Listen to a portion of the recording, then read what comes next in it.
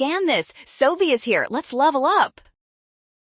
Marginal cost flips direction here, and you can solve it fast by tracking how worker productivity changes as output rises through increasing then diminishing returns.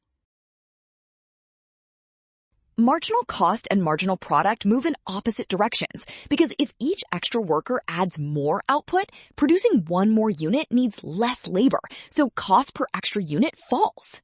During increasing returns, through the fourth worker, marginal product is rising, so marginal cost must be falling, which means the marginal cost curve starts by sloping downward as output increases.